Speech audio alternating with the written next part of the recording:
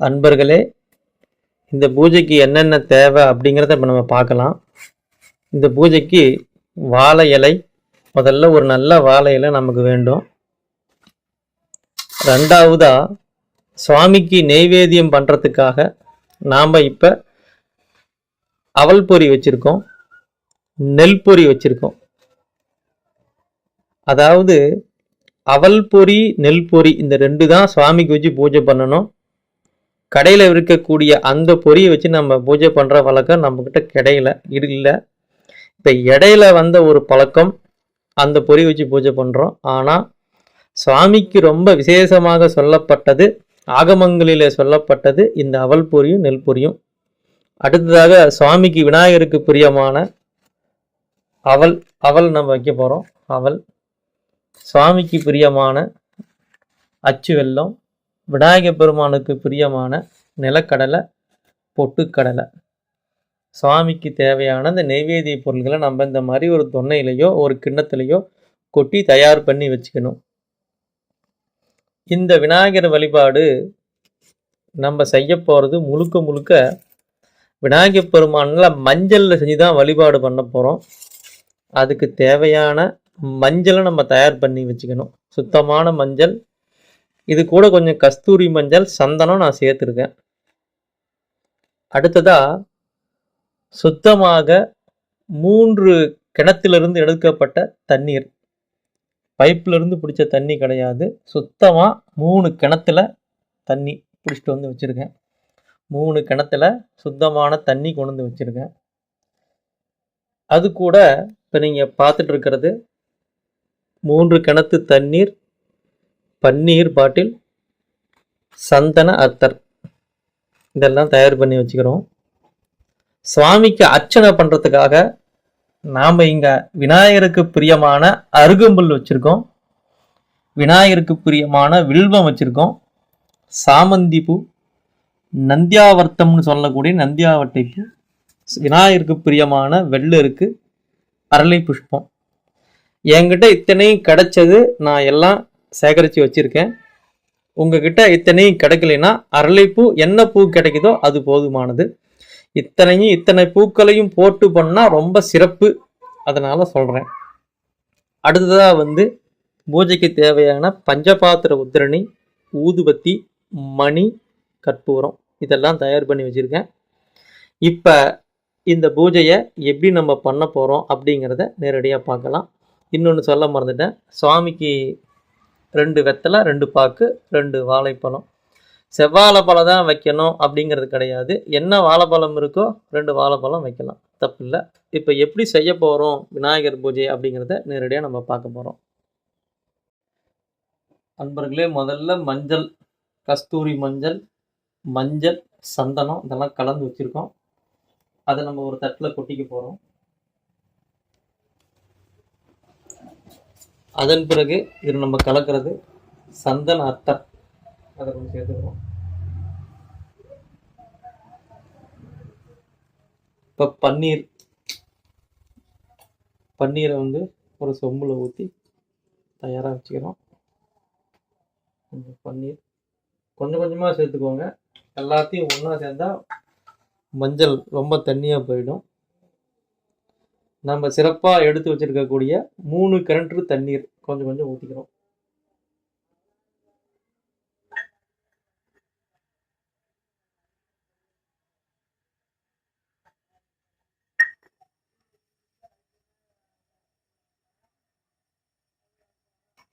இப்போ விநாயகர் பெருமான மனசில் பிரார்த்தனை பண்ணிட்டு இதை நம்ம நல்லா பிசைஞ்சிக்கிறோம்.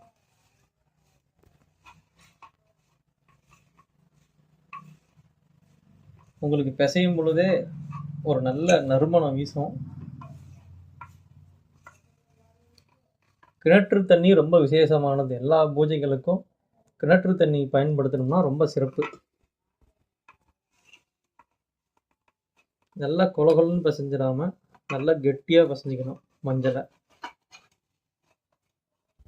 இந்த பூஜை எல்லாருமே பண்ணலாம், இவங்க தான் பண்ணணும் அவங்க தான் பண்ணணும் அப்படின்ற ஒரு எண்ணமே வேண்டாம், எல்லாருமே பண்ணலாம். நல்லா மஞ்சளை வந்து நம்ம பிசைஞ்சு எடுத்துக்கிறோம். பார்த்தீங்கன்னா இப்போ நான் இப்போ நல்லா கரெக்டாக பிசைஞ்சிட்டேன். தட்டில் பாருங்கள் மஞ்சள் இருக்காது. நிறைய மஞ்சள் தேவையில்லை, சும்மா ஒரு கைப்பிடி மஞ்சள் இருந்தால் போதும். கையில் இருக்கக்கூடிய மஞ்சள் எல்லாம் எடுத்துட்டு நல்லா இதில் வந்து எப்போவுமே நம்ம ஒரு விசேஷ காலங்களில் ஒரு பூஜை ஆரம்பிக்கும் போது மஞ்சள் பிள்ளையார் பிடிப்போம். அந்த வழிபாடு தான் இது கொஞ்சம் வித்தியாசமாக இருக்கும். அந்த மாதிரி ஹரித்ராச்சூர்ணம்னு சொல்லக்கூடிய மஞ்சள் பொடியை வச்சு மஞ்சளை உருட்டி மஞ்சள் பிள்ளையாரு நம்ம பிடிச்சி தட்டில் வச்சிடறோம்.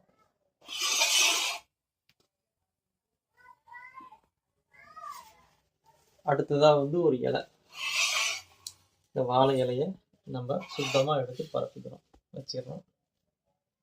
இந்த வாழை இலைக்கு மேற்பகுதியில் நாம் இந்த விநாயகர் பெருமான் இந்த வச்சிடறோம்.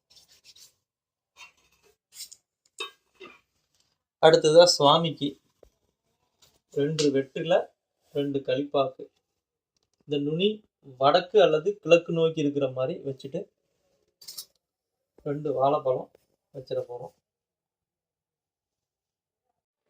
வெற்றில பாக்கு சுவாமிகிட்ட வச்சுட்டோம், வாழைப்பழம் வச்சுட்டோம். விநாயகர் பெருமானுக்கு ஒரு குங்குமம் போட்டு இது வச்ச பிறகு கணபதிக்கு பிரியமான அருகம்புல், நம்ம இங்கே 5 அருகம்புல் வச்சிருக்கோம். இந்த 5 அருகம்புல்லையும் சுவாமியுடைய தலையில சொருகி வைக்க கூடாது, சுவாமி மேல சாட்சி தான் வைக்கணும். இந்த நுனி வடக்கு புறமா வர மாதிரி சாட்சி தான் வைக்கணுமே தவிர விநாயகர் பெருமானுடைய தலையில சொருகி வைக்க கூடாது. அது ஒரு தவறான பழக்கம், அதை கொஞ்சம் எல்லாம் மாத்திக்கணும். சுவாமிக்கு அருகம்புல் சாத்திட்டோம். சுவாமிக்கு பிரியமான வெள்ளருக்கு புஷ்பம், அதை வச்சு சுவாமி அலங்காரம் பண்ண போறோம்.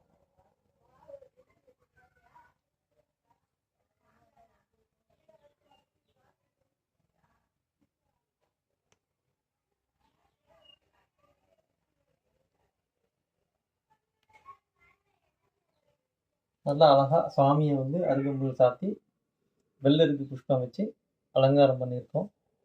சுவாமிக்கு பிரியமான வில்வம், அந்த வில்வத்தை வச்சு அலங்காரம் பண்ண போறோம்.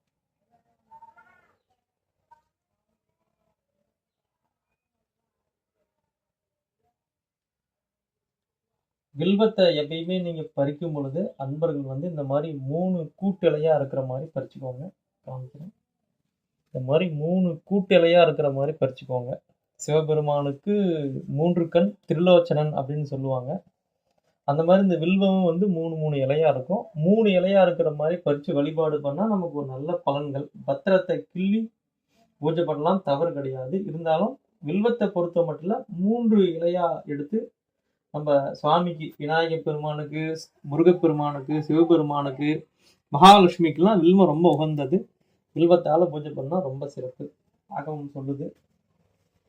அடுத்து நம்ம சாமந்தி பூ வச்சுருக்கோம்.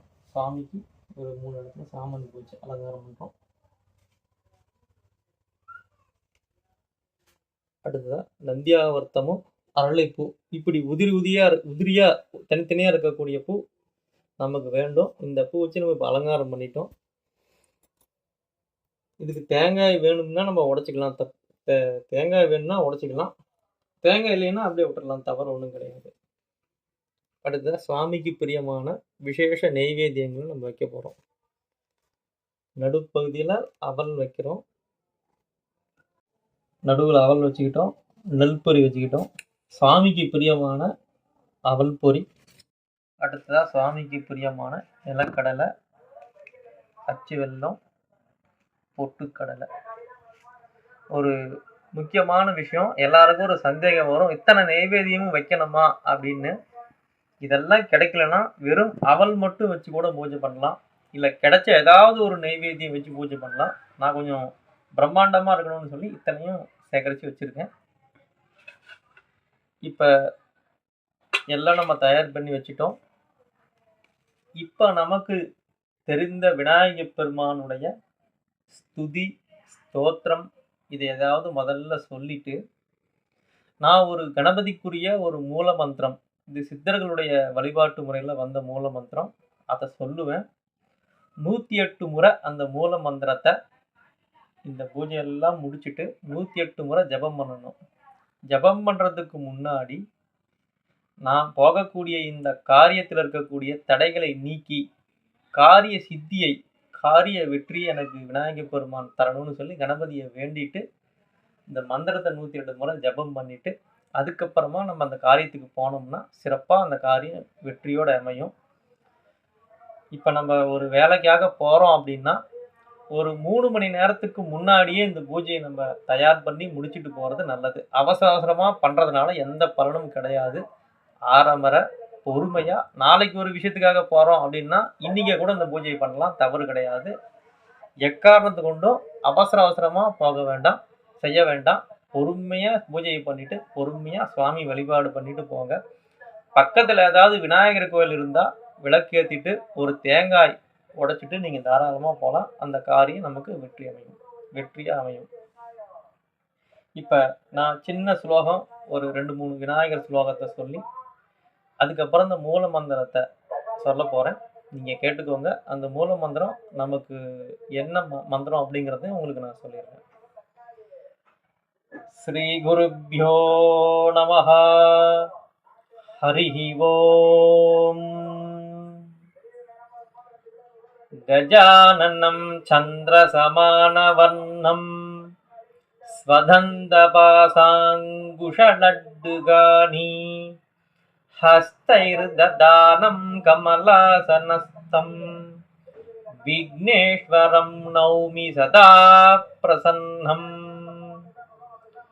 அகஜானன பத்மார்க்கம் கஜானனமகர்நிஷம் அநேகதந்தம் பக்தானாம் ஏகதந்தம் உபாஸ்மஹே. கஜானனம் பூதகணாதிசேவிதம் கவித்தஜம்பூபலசாரபக்ஷிதம் உமாசுதம் சோகவிநாசகாரணம் நமாமி விக்னேஸ்வர பாதபங்கஜம். ஸ்ரீ மகாகணபதயே நமஹ.